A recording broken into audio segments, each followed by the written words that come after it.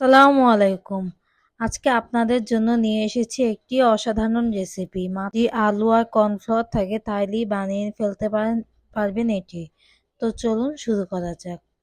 এর জন্যে আমি কিছু পরিমাণ সেদ্ধ করা আলু এরকম কাঁটা চামচ দিয়ে গ্রেট করে নেব। তারপর আমি এতে ১ চা চামচ লবণ এবং ১ কাপ কর্নফ্লাওয়ার দিয়ে মেখে নেব। ভালো করে মেখে আমি একটি সুন্দর মতো ডো তৈরি করে নেব। তারপর আমি অল্প অল্প নিয়ে ফ্রেঞ্চ ফ্রাইয়ের মতন শেপ দিয়ে দিব। এই যে এভাবে অল্প অল্প করে নিয়ে একটি ফ্রেঞ্চ ফ্রাইয়ের মতন শেপ দিতে হবে। আর হাতে কিছুটা তেল মেখে নিতে হবে।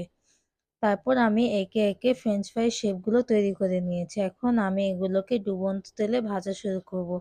আমি এক এক করে দিয়ে দিচ্ছি। তারপর আমি এগুলোকে লালচে হওয়া পর্যন্ত ভাজতে থাকবো। এই যে এরকম কালার হলে বুঝবেন যে এটি রেডি হয়ে গিয়েছে। তারপর আমি চুলা থেকে এক এক করে নামাতে থাকবো। এটি কিন্তু খুবই মজার। বাসায় একবার হলেও ট্রাই করে দেখবেন। আল্লাহ হাফেজ।